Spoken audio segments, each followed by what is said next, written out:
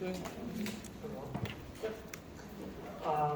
Okay, we're chugging along. We're on week 14. And this week is actually the last week of substantive material, where we're covering the material in the class. Next week will be final exam reviews. And then the week after that will be the final exam. So we're nearing the end of the course. So if you have any logistical questions as the end of the semester approaches, don't hesitate to raise your hand.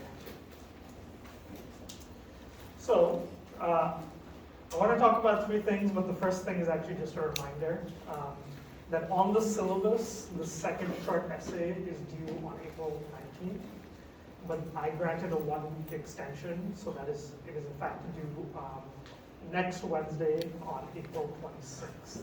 Okay, the second short essay. Exact same principles of writing a good short essay apply to this one. Just the coverage is on material from the second half of the semester. Are there any questions about the second short essay?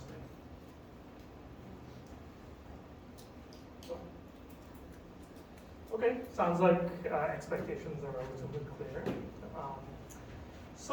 I'm going to talk then about two main topics today. First, I'm going to do a little bit of a review of the material from last week on the politics of economic liberalization. And then I'm going to move on to talking about the politics of foreign aid. Okay? So the promise and perils of foreign aid. And is foreign aid potentially an effective way of lifting poor countries out of poverty or not? Okay. So let's start with a little bit of review. Okay. So this course has taken a fairly long historical view of the politics of poverty and prosperity, why some countries are rich and other countries are poor. And in the material we've covered so far, one way of thinking about it is that there have been roughly 3 different paths that countries have taken to become prosperous over time. So the first path that we focused on, right, was the role of inclusive political institutions, right, in facilitating technological progress and the Industrial Revolution, and in helping some countries prosper during this period known as the Great Divergence, right?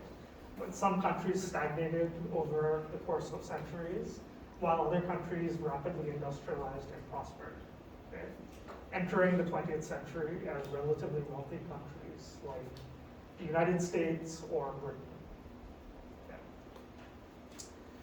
The second path to becoming rich, right, as a country, was epitomized by the East Asian miracle, right? So these were countries that had not necessarily prospered during the Great Divergence, right? They entered the 20th century, the second half of the 20th century, relatively poor. Countries like Singapore, Taiwan, South Korea, Japan, right? For various reasons were poor countries coming in the second half of the 20th century. But in the decades that followed, right, they achieved miraculous levels of economic growth. Okay? And the key to their success was state-led development, okay? Or a strategy where the state played an active role in intervening in the economy. Okay? And it's not just that these states pursued a strategy of state-led development, they also had a great deal of state capacity that enabled them to pull it off successfully. Okay? So we contrasted the East Asian miracle with Africa's growth tragedy, as it's sometimes known. These were both cases where governments tried to actively intervene in the economy to help their countries industrialize. When you had enough state capacity, when you had embedded and autonomous bureaucracies like you had in Japan and South Korea, state-led development could be terrifically successful, right? On the other hand, if you didn't have that kind of state capacity, if you were Tanzania or Nigeria or the DRC, state-led development was much less successful as a strategy. Okay. Then the third category of countries and how they achieved economic development that we looked at was the rise of the BRICS. So the BRICS refers to these kind of middle-income countries, Brazil, Russia, India, and China. Okay? And we looked in particular at the cases of India and China.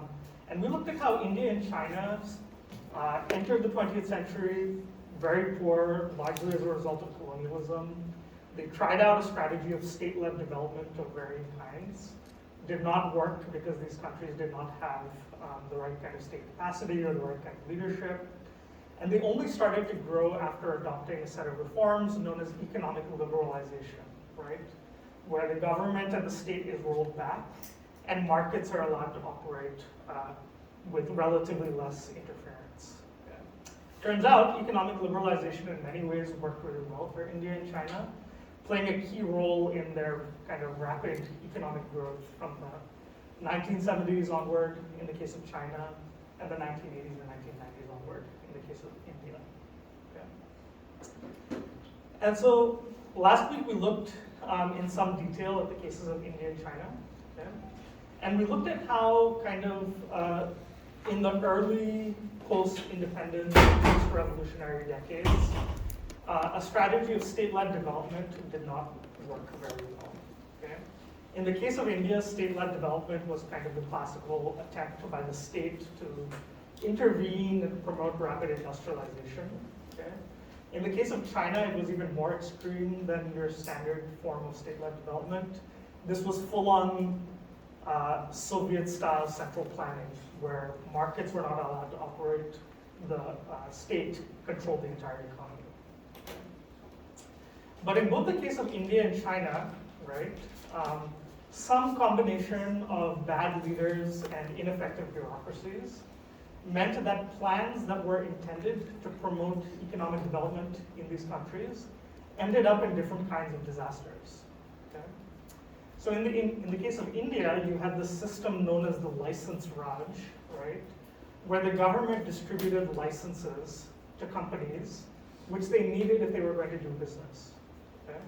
So this was kind of an attempt to implement what East Asian miracle countries did, right?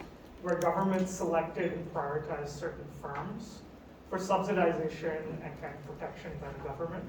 Okay? But in the case of India, the license Raj ends up becoming the system for corruption in which politically connected companies use these licenses to protect themselves from competition, right? And as a result, you get the proliferation of these uncompetitive, bloated companies which are being subsidized by the Indian government, okay, without necessarily producing a lot of economic productivity. Okay. In the case of China, you had state-led schemes to promote rapid economic growth, like the Great Leap Forward under Chairman Mao, right? Which turned out to be disasters, right? Which resulted in things like large-scale famine. Okay. So we looked at the case of India, one of the world's most populous countries, located in South Asia, and we looked at how the license Raj produced disasters like Hindustan Motors, this car company which for a long time was one of the few companies to have a license to produce automobiles in India. It was insulated from competition, and that meant it had faced no pressure to basically modernize the design of its vehicles for more than 4 or 5 decades. Okay. We looked at the case of China, right, where the Great Leap Forward and this attempt to collectivize agriculture was badly implemented, producing this gigantic famine, which, according to some estimates, resulted in the death of over 50 million people.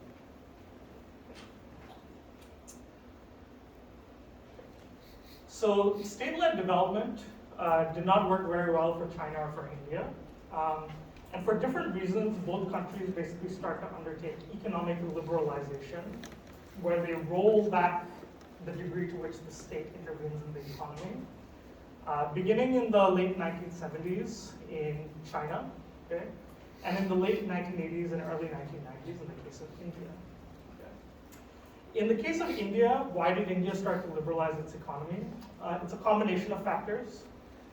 First, India was facing a balance of payments kind of crisis in the early 1990s. And so a commonly accepted approach to deal with these crises was to undertake economic liberalization, And that was in fact a condition that was attached to aid from the World Bank and the IMF.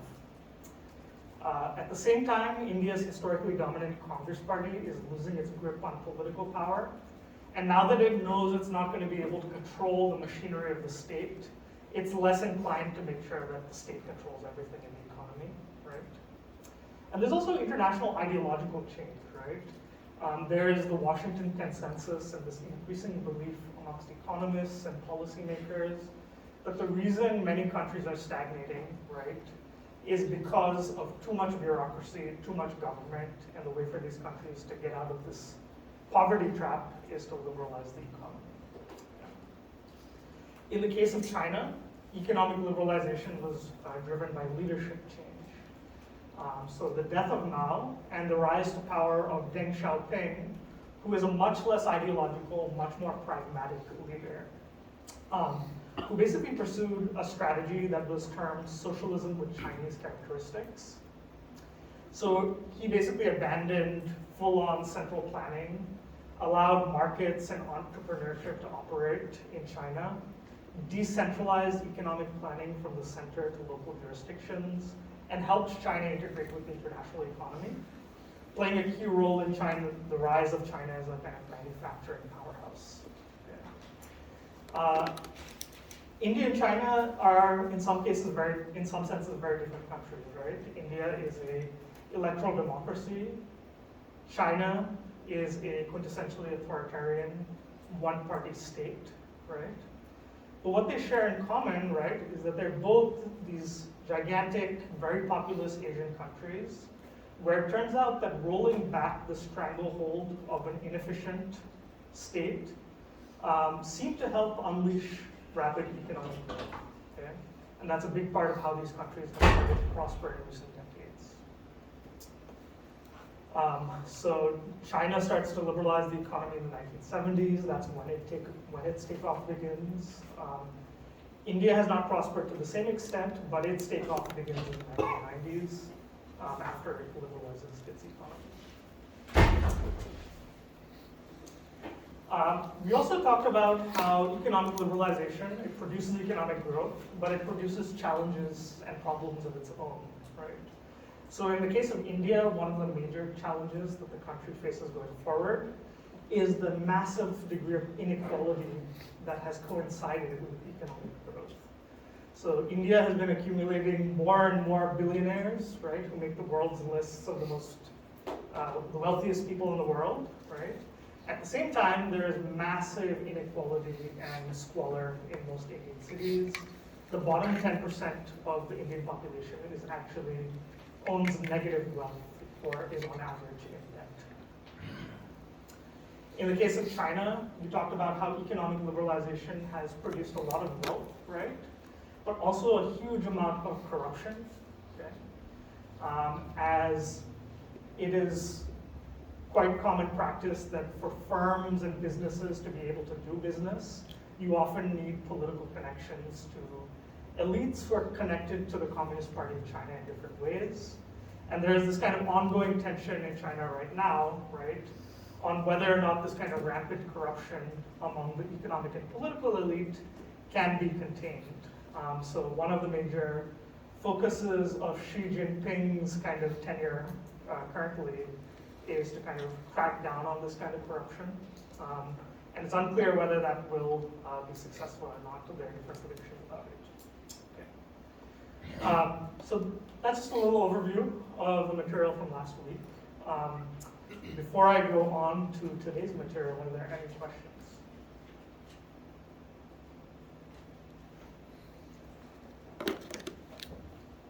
All make sense?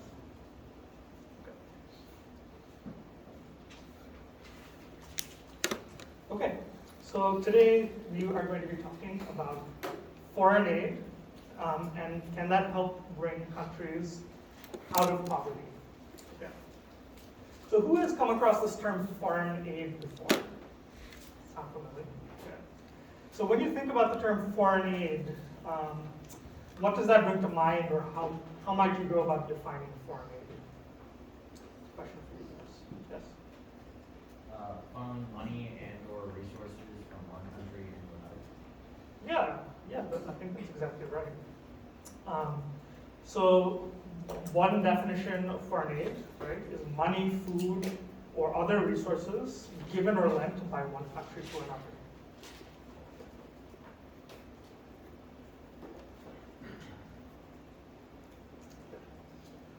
So who gives foreign aid, right? There are different kinds of donor organizations or entities which give foreign aid. Okay? There are countries, right, which give foreign aid, often through branches of the government that are specialized in foreign aid. So the United States, for example, has USAID, or the United States Agency for International Development, which coordinates America's international giving. The United Kingdom has DFID, the Department for International Development. Most wealthy countries have some branch of government, not branch, agency in government which specializes in foreign aid. Okay? But it's not only countries that give foreign aid. There are a number of international organizations, right, which specialize in the distribution of foreign aid of various kinds. Okay? This ranges from the World Health Organization to the United Nations, to the World Bank, the Food and Agriculture Organization, the Inter-American Development Bank, the list goes on. Okay? What form does foreign aid take? Well, it can actually take many forms, right? This can include low-interest loans, right, where countries are given loans at extremely preferential, kind of like low interest rates. Okay, that's in large part how the World Bank engages in foreign aid. Foreign aid can take the form of just grants, money that is distributed from rich to poor countries. It can take the form of direct investment in projects on the ground, right, where USAID might be investing in building wells, for example, in a country. Okay. According to different estimates, right, scholars have tried to tabulate what is the monetary value of all of these different forms of foreign aid. And they've estimated that the total amount given in foreign aid over the last 50 years exceeds $2.3 trillion in foreign aid, so it's quite a large amount.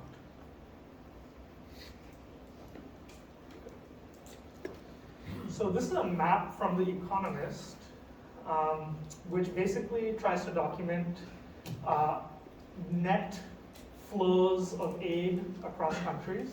Okay, so total aid given and total aid received, and plots this out by country around the world, where a darker shade of blue means a country is giving more money, and a darker shade of red means a country is receiving more money, and this is as of 2014.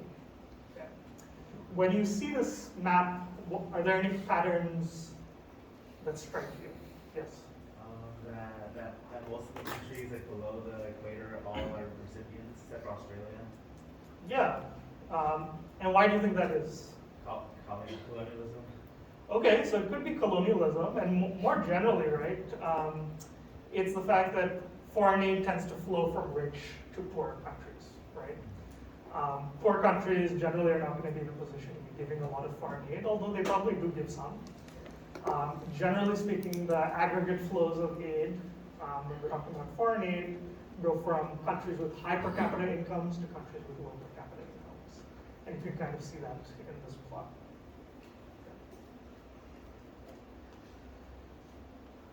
This is some data on which countries give the most money. This is as of the year 2015. Okay? And predictably, it's some of the world's wealthiest, most industrialized countries that give the most in foreign aid. The United States is by far the biggest donor of foreign aid, at least it was as of 2015. Of course, if we were to adjust in terms of like per capita, right, the United States might not be the most generous. But you can see that basically it's wealthy, industrialized countries that are doing most of the giving when it comes to foreign aid. Is this all from the government, or is it also like individuals or businesses contributing to it? I think this is likely to be government giving.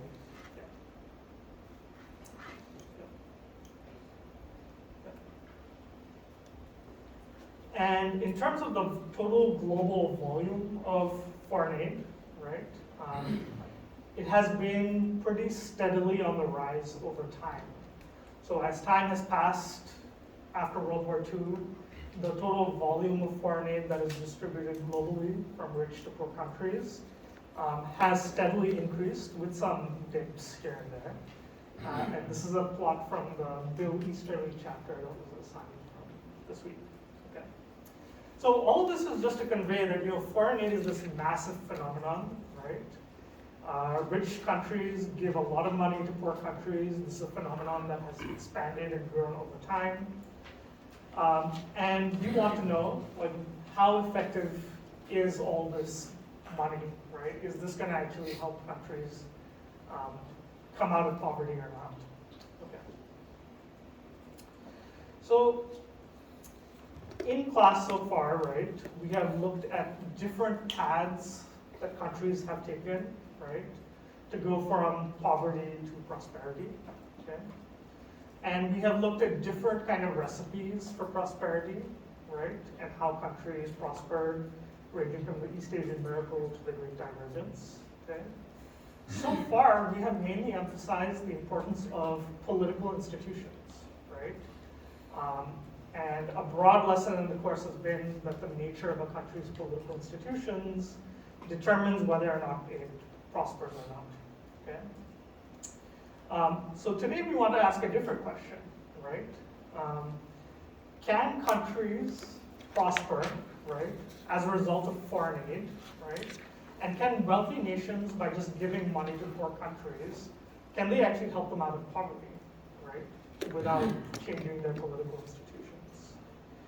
And is the current kind of international regime of billions and billions of dollars flowing every year from rich to poor countries in the form of grants and loans and other forms of assistance, is this likely to be an effective pathway to development, right?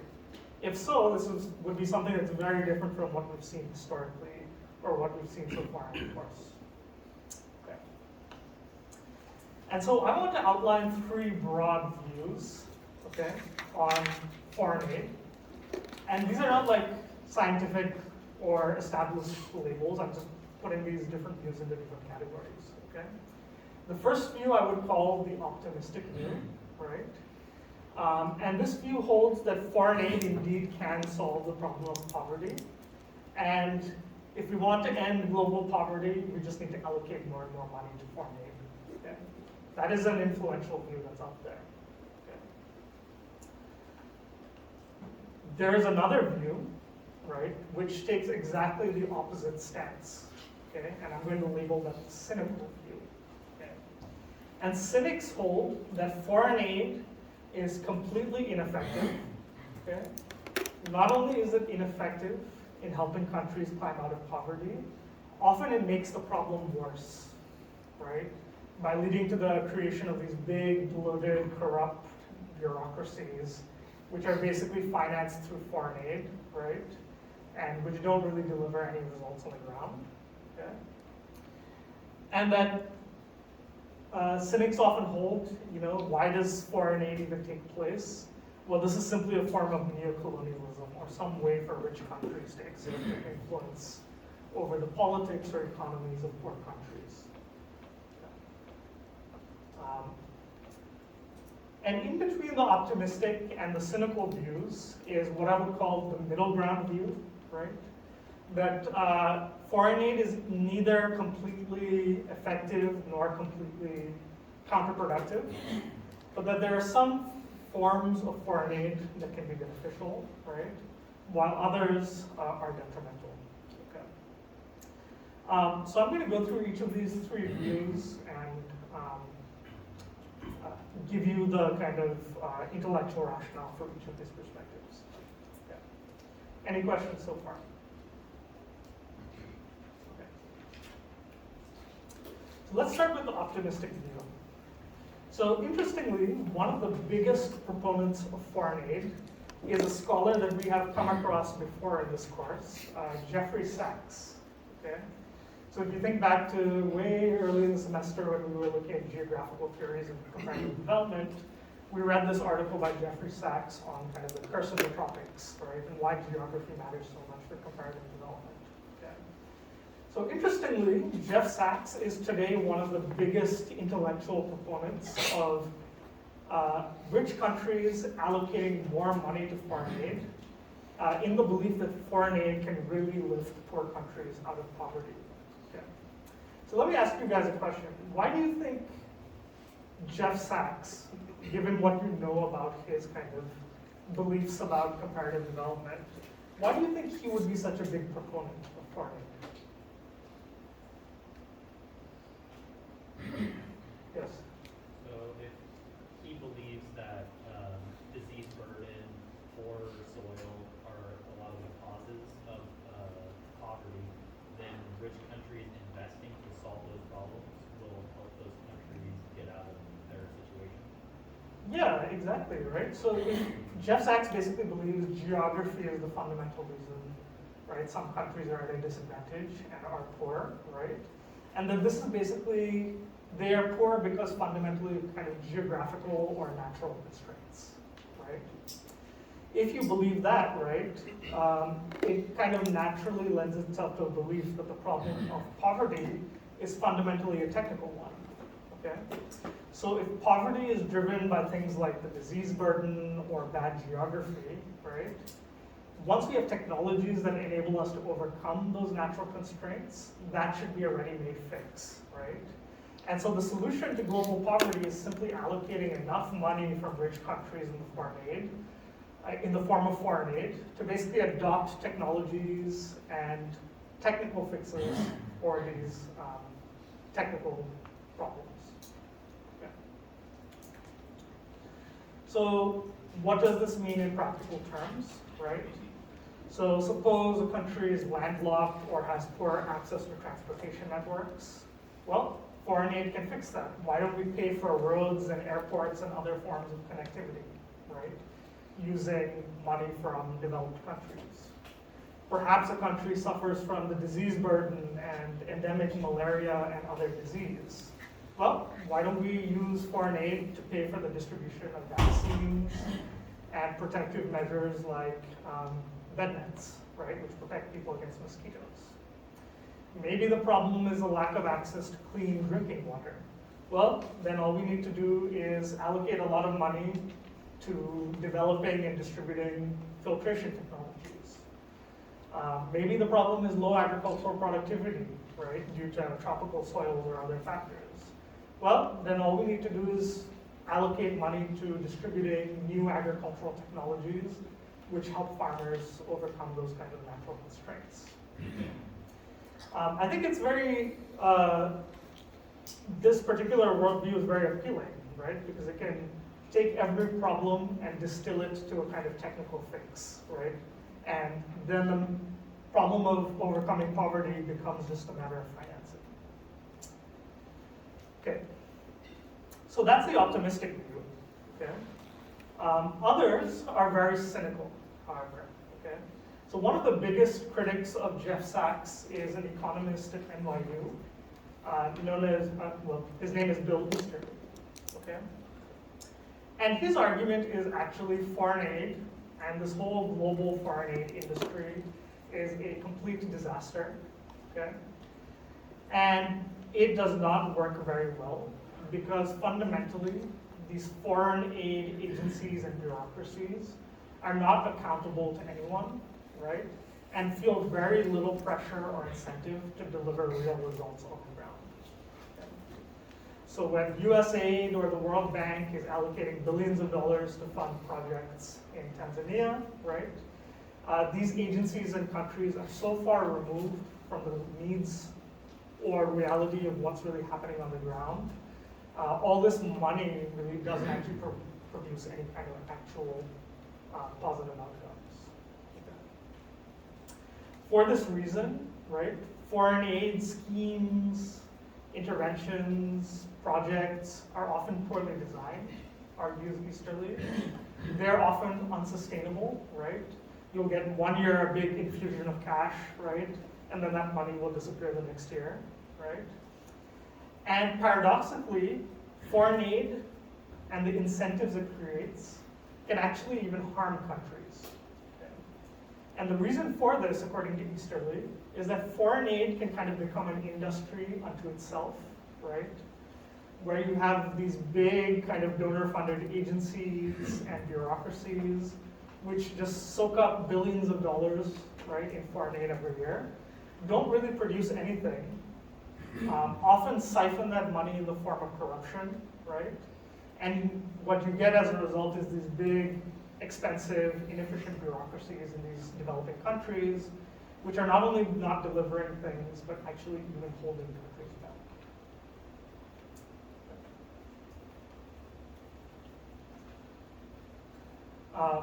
And so some symptoms of this like pathology of dysfunctional foreign aid, according to Easterly, are the following. Okay? The first is that foreign aid agencies and donors are often more interested in volume than in results. Okay? So they often specialize in producing reports, right, annual reports, which talk about how much money was distributed to how many projects, right? So there's a fixation on the number of things or the amount of dollars distributed, but there's very little measurement or attentiveness to actual results on the ground. Okay. Another part of this like foreign aid pathology, according to Easterly, is rampant corruption, right? As basically no one is accounting for where this money is going, and a lot of this money ends up getting siphoned by local officials and bureaucrats, right? Who use foreign aid as a source of basically corruption. Okay. So those are the two extreme views, right? Foreign aid as a potential fix for poverty, right? And foreign aid as a basically completely dysfunctional system that just props up these inefficient, corrupt bureaucracies and does very little good for anyone in practical terms. Which of these views is right?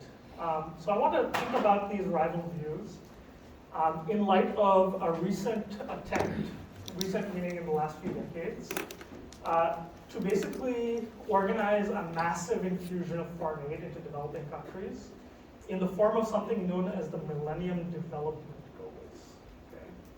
Okay. Does that term sound familiar? I'm curious. Have you guys come across the Millennium Development Goals before? Okay. Some nods. Okay. So the Millennium Development Goals were basically a set of goals agreed to by 191 countries in the year 2000, and this was something that was coordinated through the United Nations. Okay. And the aim of the Millennium Development Goals was basically to distribute a massive amount of foreign aid, right, from rich to poor countries, with the aim of hitting certain measurable targets in terms of poverty alleviation in eight different kind of broad areas by the year 2015. Okay. And the whole Millennium Development Goal kind of like scheme was going to be underpinned by massive amounts of foreign aid that were going to be distributed principally from the G8 countries. So the 8 wealthiest countries in the world: the United States, Canada, Britain, Germany, so forth. Okay. And this was in some senses a massive kind of experiment, right? Can foreign aid really make a big difference in addressing global poverty, right? And I would say the evidence suggests that the Millennium Development Goals had very mixed success, okay? Some of the targets were met by the year 2015, most were not. And even the targets that were met, right, it's very unclear how much of that success was due to the foreign aid that was distributed as part of the Millennium Development Goals, and how much was just simply a product of certain developing countries just becoming more prosperous for other reasons, okay, like state-led development or economic liberalization. Okay. So these were the 8 Millennium Development Goals. Okay, eradicate extreme poverty and hunger, achieve universal primary education, promote gender equality, reduce child mortality, improve maternal health, combat HIV, AIDS, malaria, and other diseases, ensure environmental sustainability, and 8, a global partnership for development. I'm actually not sure what the 8th category exactly was. Okay. Each of these broad categories had some like measurable kind of targets that the UN wanted countries around the world to reach by the year 2015. Okay. And so these are some of the targets, each of which falls into one of those different broad categories. Okay. I don't know if you guys can actually see this. I can zoom in a bit more. So one that was met was have the share of people living in extreme poverty less than $1.25 per day. Okay. At baseline in the year 2000, the rate was 47% in developing countries, and the target was to reduce this rate to 23.5%. It was actually far surpassed, so the rate of extreme poverty in the developing world fell to 14%. Okay, so that target was met. Okay. Achieve full and productive employment as well as decent work for all, including young people and women. Okay. And so the baseline level was 62% working age population in employment, and the target was to have full employment among the working age population. This only improved marginally, falling from, it seems to have gotten worse, so it got from 62 to 60%. Okay. And so there's a whole bunch of different targets right here. You'll notice that most of these are red, so these were targets that were not successfully achieved. There were some targets that were achieved, but we don't even know that those targets that were achieved were due to the foreign aid that came with the Millennium Development Goals, right? So very, very mixed bag. Okay. And so what went wrong with the Millennium Development Goals? I want to kind of highlight or kind of tell a parable about where this kind of attempt to solve poverty with foreign aid went wrong, using the case of malaria as kind of a case study. Okay. And so a big focus, right, of the Millennium Development Goals was to eradicate the disease burden and to eradicate diseases common in the developing world, like malaria. As we've discussed in the course, right, malaria is a huge part of the disease burden in many tropical countries. There are over 250 million cases a year, 85% of which are concentrated in sub-Saharan Africa, one of the poorest regions in the world. Okay.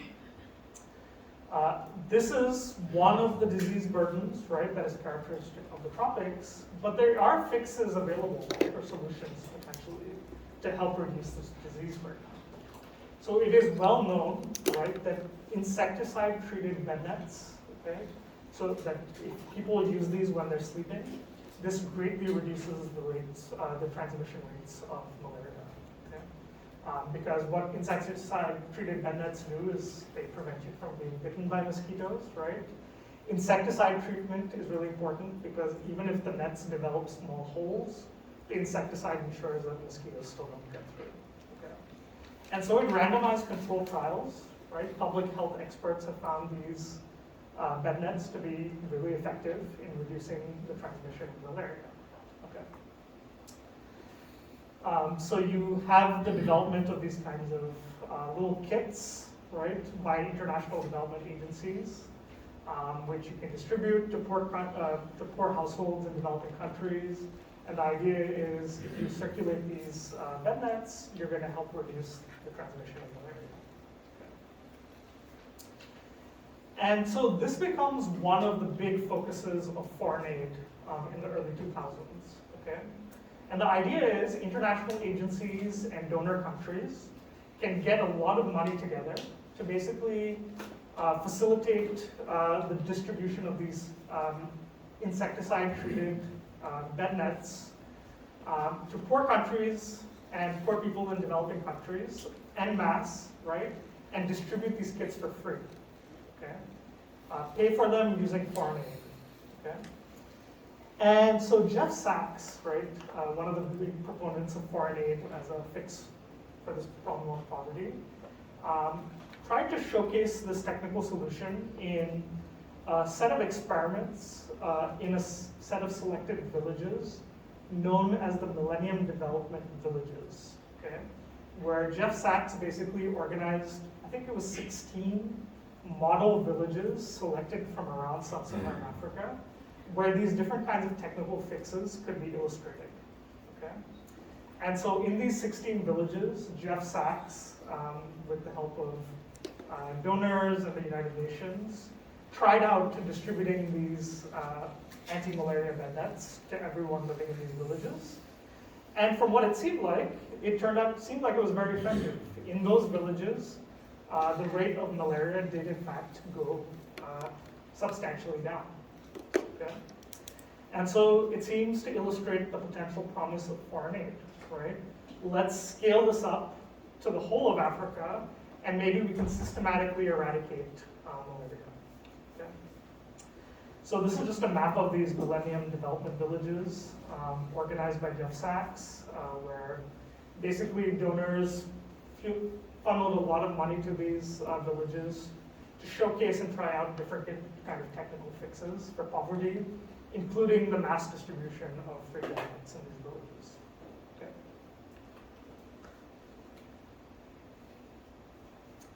Though the demonstration phase was promising, when development agencies tried to scale this up to the real world, right, and distribute bed nets on a large scale, the kind of consensus is things didn't really work, and this attempt to fix poverty with a technical solution turned out to be pretty ineffective. Okay? And so Jeff Sachs helps to coordinate massive amounts of international funding to provide free anti-malaria bed nets across many African nations. Okay? And the idea is Sachs thinks the pre-existing approach of working with local businesses to distribute kind of subsidized but not free bed nets was not working, it was too slow. So the typical price of a bed net before was about $5, which is non-trivial, right? That's actually, if many households are living below $1 a day in income, that would be like a week's worth of income, okay? And so Sachs is like, we need to ditch this approach of working with local businesses and subsidizing bed nets. We need to distribute anti-malaria bed nets at a large scale and distribute it completely for free. And so between 2008 and 2010, a total of nearly 300 million bed nets were distributed in sub-Saharan Africa, which is potentially going to reach a large chunk of the population and help to reduce malaria transmission rates. Okay. But it's not that effective in reducing malaria, and why not is the question. Okay. And so the first problem that arises, right, is that it turns out that enacting large-scale behavioral change is quite complicated and not simply a function of distributing a lot of things or throwing money at a problem, okay? So even though these bed nets were being distributed across sub-Saharan Africa, it turned out that usage rates were extremely low, right? And even though providing access was easy, right, you can distribute a bed net, it was much harder to convince people to use the bed nets on a regular basis, which is key to their efficacy. Okay. As it turned out, providing things for free, right, without actually asking people to kind of invest a little bit in it, might have even been counterproductive, because when you just distribute things for free, sometimes, right, it makes people less kind of invested in taking care or using the items, okay?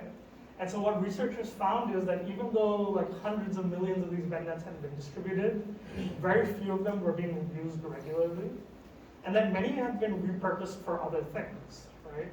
So many were not using the bed nets, or were reselling them, or using them for things that they were not intended for, like using them as fishing nets.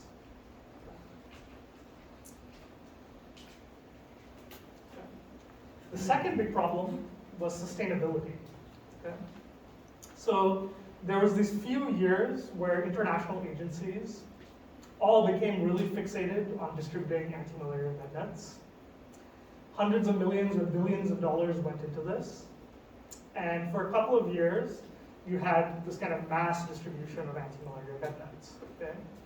But it turned out it was difficult to maintain and continue to provide the bed nets on a sustainable basis, right? After kind of international focus on the issue dissipated. Okay? And some scholars have argued that in some ways, this kind of campaign to distribute free bed nets for a couple of years may have even been counterproductive. Okay? Because the provision of these completely free bed nets, what it did was it completely crowded out domestic businesses and suppliers that had previously been engaged in distributing these anti-malaria bed nets. Okay? And so for a few years, they're made available, and then the next year, this campaign comes to an end, right? And the businesses that used to supply bed nets basically are no longer in business. Okay. And so what happens to kind of global malaria deaths around the world over time from 2000 to 2015? There is a substantial decrease, right? This is deaths in Africa, in Southeast Asia, not sure, in the Western Pacific, and in the Eastern Mediterranean, right? So there is a substantial decrease from the year 2000 to the year 2015, right? But most scholars kind of agree that that decrease is due to other things like urbanization and economic development. It really had nothing to do with this bed net campaign.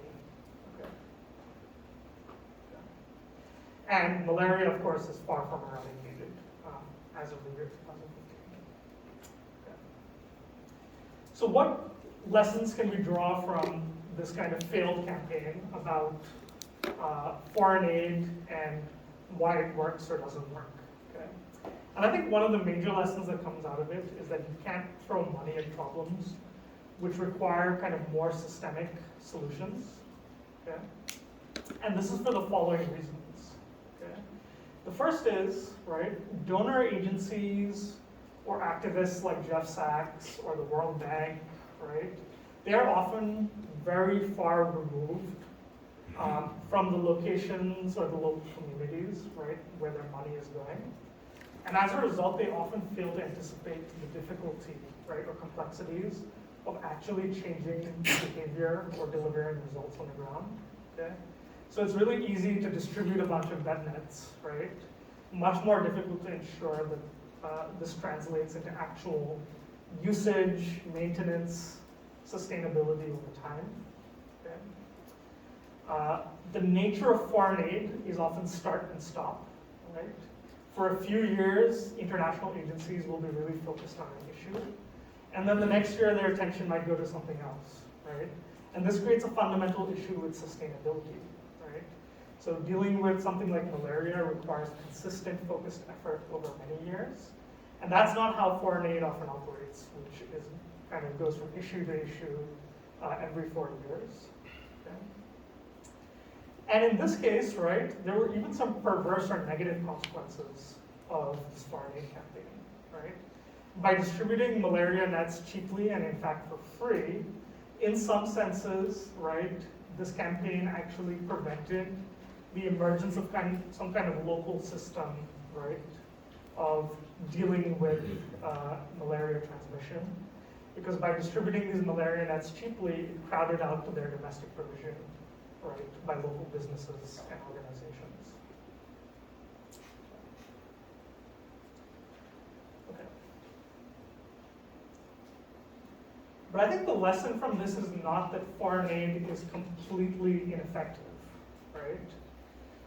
And what I want to advocate for potentially is the middle ground view, right? While that foreign aid is often ineffective and no panacea for the problem of global poverty, sometimes it can help, right, in limited contexts, right? And what advocates of the middle ground kind of view of foreign aid hold is that foreign aid sometimes can help under a certain set of conditions. Okay? And those conditions are quite strict, right? And the first condition that needs to be met before foreign aid can be effective is to abide by what is sometimes called the Hippocratic principle, first to do no harm. Okay? So first, make sure that when you have some kind of a foreign aid program or campaign, make sure that it's unlikely to make this local situation worse. Okay? And then right? Make sure that foreign aid is going to be effective. And there are some kind of attributes that tend to differentiate effective from ineffective forms of foreign aid. Okay. Okay. One really important attribute of more efficacious foreign aid kind of campaigns, according to Bill Easterly, is focus, right? Historically, some of the most successful kind of foreign aid programs have been campaigns which focus on narrow, focused, results-oriented missions, which often work over the long term with local experts. So classic cases of foreign aid campaigns that have been successful in this kind of model have often been kind of like public health campaigns, which have focused on things like vaccinations, right? So mass vaccination campaigns have helped to eradicate a number of diseases around the world. And this is something that foreign aid has actually been quite good at funding. Often what these campaigns look like is not kind of like flash in the pan, like big kind of celebrity funded like campaigns, right? But long-term kind of interventions, right, which build on local expertise, work with local stakeholders like doctors and public health experts, right? And they're often based on evidence-based kind of measures of success. So randomized control trials or measures of disease transmission, not just measures of volume like number of bed nets distributed or number of dollars distributed, okay? And another really key focus of these successful interventions is long time horizons, relationships with local stakeholders, and a focus that often lasts for multiple years, not just a few. Other scholars have argued that political institutions are also really important to think about, right, in determining whether foreign aid is likely to be effective or ineffective. So something that a number of studies have shown is that foreign aid, right, when allocated to authoritarian countries, can often strengthen dictators and contribute to violent conflict. Why is that? Well, what foreign aid does in these contexts is basically infuse a big pot of money, right? And that's something that can easily be taken out by dictators in the form of corruption, right? Or it can provide a big infusion of resources over which rival groups compete, and sometimes it can fuel civil wars. Yeah. What that suggests is, right, if you are a donor or an international organization, it's probably important to refrain from providing foreign aid in contexts where it is either likely to contribute to corruption or it's going to be used to basically prop up corrupt leaders. Okay. So how do you do this? One way is to try and give money as directly as possible to people on the ground, right, without going through the intermediary of government. So there are some NGOs that operate on this principle. There's an NGO called Give Directly, which basically gives money directly to households without going through government agencies or organizations. Okay? Another way of going about this, right, is to be selective about the countries or projects to which foreign aid is allocated. Maybe you don't want to provide billions of dollars to a country where the government is controlled by a very corrupt kind of dictator. And another important principle to follow, right, is the principle of neutrality. Okay. So what Easterly and other kind of critics of foreign aid argue is that foreign aid often ends up becoming an instrument of control, right? So the reason that donor countries give money, right, is for kind of cynical reasons, right? It's a way of exerting influence over the countries that need that foreign aid. Okay? The problem is when money and foreign aid become a tool of kind of diplomacy or foreign aid or foreign policy, rather than genuinely kind of trying to solve a problem, it often ends up being used for distorted purposes. So if foreign aid is genuinely going to be effective at addressing problems, it is important to remove this kind of political conditionality from foreign aid. Okay? And it's also probably better for foreign aid to be distributed via genuinely neutral multilateral organizations, right? Rather than to be given bilaterally between countries, right? Where there's the greatest potential for it to be used as a kind of like lever or a stick to pressurize a country. Okay? If it's not possible to remove politicization or political conditionality from foreign aid, probably best not to provide foreign aid at all. And then a final point that Nathan Nunn makes in the reading for this week is that foreign aid aside, if rich countries really want to help poor countries, probably the best thing that they can do is help them by not actively harming them, okay? So it turns out that even though rich countries provide a lot of money to poor countries in the form of foreign aid every year, they probably exact a much bigger toll on developing countries through various forms of discriminatory regulations and restrictions, okay? For example, many rich countries, like the European Union, right? They have strict rules about products, like agricultural products, and the conditions under which they're cultivated or different certifications, which makes it really hard for developing countries and farmers in developing countries to actually just sell and export their produce to developed countries. Another thing that many developed countries do is that they have these banking systems which serve as tax havens for huge amounts of wealth, right?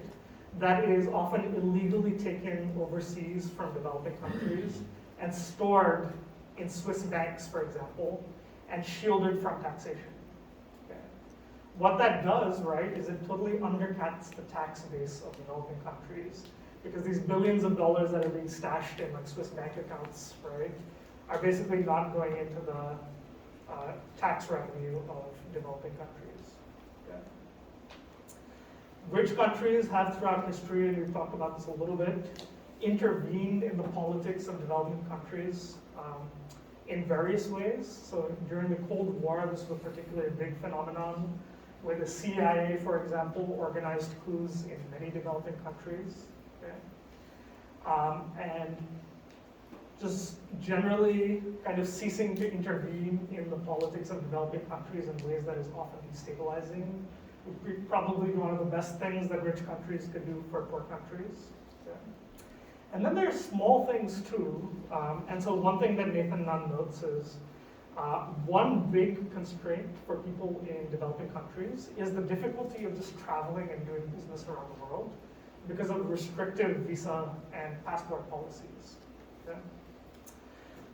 And so this is like a simple map of, if you're a citizen of Ethiopia, okay, if you want to travel to any of these countries, these are countries in red where you are required to procure a visa beforehand. Okay? Generally speaking, if you're coming from a developing country, traveling around the world doing business is extremely difficult because of visa requirements. If you're coming from the United States, by contrast, you face no such restrictions. So Nathan Nunn kind of makes this point that if you want to make the lives of people in the developing world easier, you could do things like change the nature of visa restrictions. Okay? And so the broader point is, like, if rich countries really want to help poor countries, probably foreign aid is not the most important thing. The most important thing is to actually help by not actively harming them.